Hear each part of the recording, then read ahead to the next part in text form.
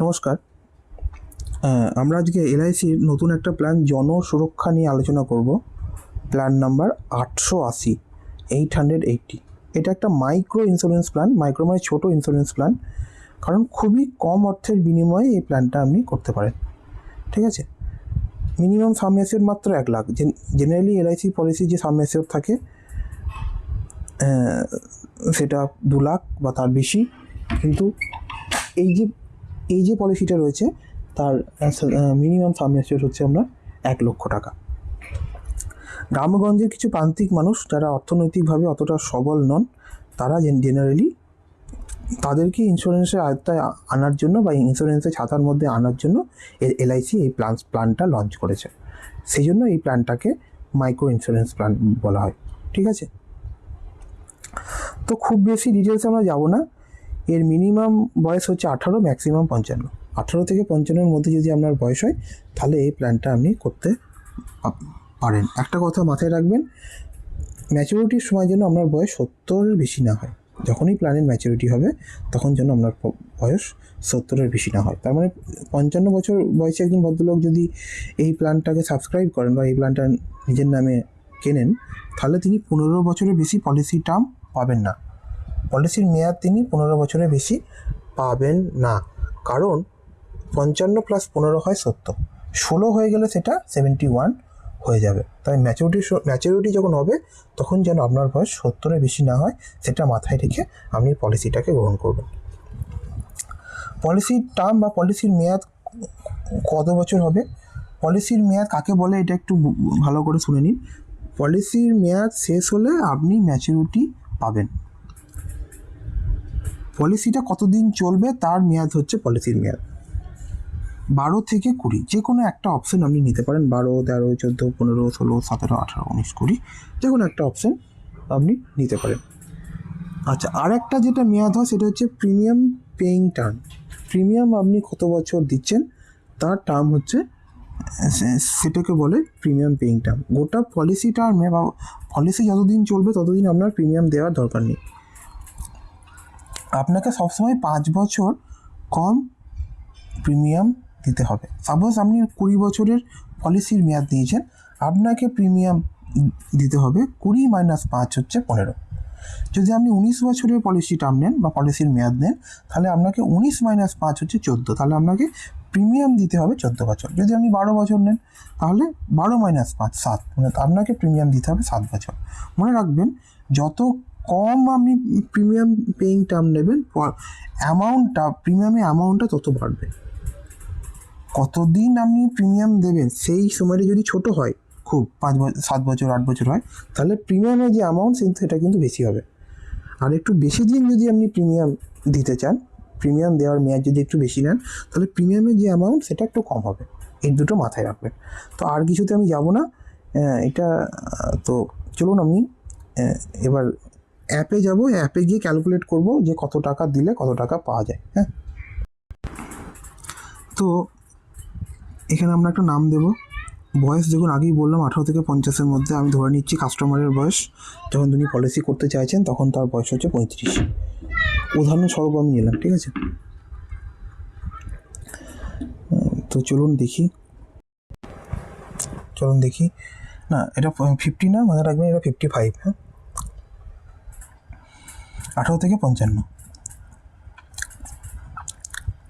আগে আমি বললাম যে প্রচুর টার্ম রয়েছে। 12 থেকে শুরু হবে 20 পর্যন্ত। 12, 13, 14, 15, 16, 17, 18, 19, 20 যে কোনো একটা পলিসি টার্ম আপনি নিতে পারেন। এই ক্ষেত্রে আমি ধরলাম 15 নিচে কাস্টমার। যে পলিসির মেয়াদ 15 হয়ে যাবে, প্রিমিয়াম দেওয়ার মেয়াদ হয়ে যাবে 10, কারণ ফর্মুলাটা হচ্ছে -5-এর ফর্মুলা। চলুন আর একটা দেখি। যদি 17 নিত, 17 - 5 হয়ে যাবে 12। যদি 20 নিত, 20 - 5 হয়ে যাবে 15। আর কিছু নেই, ঠিক আছে।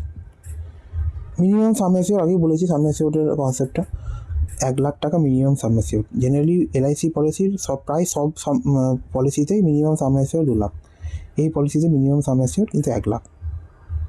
চলুন 1 লাখ দিয়েই দেখি কী আসছে, ক্যালকুলেট করে দেখি। দেখুন, মাত্র ইয়ারলি যে প্রিমিয়াম হচ্ছে, দেখুন sum assure 1 lakh, policy term 20, premium payment term 15, yearly premium আসছে মাসে 500 টাকা মাত্র, হাফ ইয়ারলি 3000 সামথিং, 1500 টাকা কোয়ার্টারলি, মানে 3 মাস অন্তর, আর মান্থলি হচ্ছে আপনার 500 টাকা মতো। টেবিলে দেখুন, এত কিছু বোঝার দরকার নেই। প্রিমিয়াম কোথায়, প্রিমিয়ামটা আপনি দেখুন। কাস্টমারের বয়স ছিল 35 পলিসি করার সময়। এই ইয়ারটা হচ্ছে পলিসি ইয়ার, পলিসির ফার্স্ট ইয়ার, পলিসির সেকেন্ড ইয়ার, পলিসির থার্ড ইয়ার। যখন কাস্টমারের বয়স ছিল 35 তখন পলিসির এটা ফার্স্ট ইয়ার ছিল, কারণ 35 বছর বয়সে কাস্টমার পলিসিটা শুরু করেছেন। 36-এর সেকেন্ড, 37-এর থার্ড, এটা কাস্টমারের এজ, আর এটা হচ্ছে পলিসি ইয়ার। ঠিক আছে, প্রিমিয়াম কত? মাত্র 6000 টাকা ইয়ারলি। ঠিক আছে, এখানে অনেক কিছু আছে, এগুলো নিয়ে পরে কথা বলবো। রিটার্নে চলে আসুন। রিটার্ন হচ্ছে, এবং দেখুন কত বছর প্রিমিয়াম করতে হচ্ছে, মাত্র 15 বছর। পলিসি 15 ইয়ার পর্যন্ত আপনাকে প্রিমিয়াম দিতে হচ্ছে, কারণ আমি অপশানে কী নিয়েছিলাম 20-15। এবার রিটার্নে আসুন। রিটার্ন দেখুন 20 বছর পর আসছে, রিটার্ন দেখুন 20 বছর পর আসছে। তো টোটাল আপনি 15 বছরে কত টাকা দিচ্ছেন? 90,000-এর মতো, 90,300 টাকা। ইউপে টোটাল প্রিমিয়াম 90,000 টাকা আপনি পাচ্ছেন, আর আপনি যেটা পাচ্ছেন সেটা হচ্ছে 1.5 লাখ মতো, 1,46,000 সামথিং। ঠিক আছে, টেবিলটা বুঝতে পারলেন? ঠিক আছে, 12-15 নিলে এরকম হতো, 12 বছর কাস্টমার প্রিমিয়াম দিত এত পর্যন্ত, এবং 17-তে এসে এখানে রিটার্ন আসতো বা ম্যাচুরিটি অ্যামাউন্ট আসতো। তো টেবিল, একটা টেবিল দেখিয়ে দিই চলুন। 12, 17, 15, 12 নিয়ে একবার দেখিয়ে দিই। 17, 15 নিয়ে দেখিয়ে দিই। প্রিমিয়াম বাড়বে, আগেই বলেছি। যদি আপনি কম সময়ের জন্য প্রিমিয়াম দিতে চান তাহলে প্রিমিয়াম বাড়বে। দেখুন 12 বছর পর্যন্ত পলিসি, 12 বছর পর্যন্ত কাস্টমার প্রিমিয়াম দিচ্ছে, 17-তে ম্যাচুরিটি হচ্ছে, মানে মোটামুটি 4 বছর আপনাকে ওয়েট করতে হচ্ছে। ওয়েটিং পিরিয়ড 4 বছর এই পলিসিটাই। হ্যাঁ, টোটাল। আচ্ছা, এখানে আছে আরেকটা জিনিস বলে দিই, নর্মাল কভারেজ। নর্মাল মৃত্যু হলে কোন বছরে আপনি কত টাকা পাচ্ছেন তার হিসাব দেওয়া আছে। অ্যাক্সিডেন্টাল কভারেজ, অ্যাক্সিডেন্টে মৃত্যু হলে জীবন বিমা হিসাবে আপনাকে এলআইসি কোন বছর কত টাকা দেবে তারও একটা হিসাব এখানে দেওয়া আছে। ফার্স্ট ইয়ারে মৃত্যু হলে 1 লাখ সামথিং, সেকেন্ড ইয়ারে মৃত্যু হলে 1,08,000 কত টাকা, 1,01,700 রুপিস থার্ড ইয়ারে।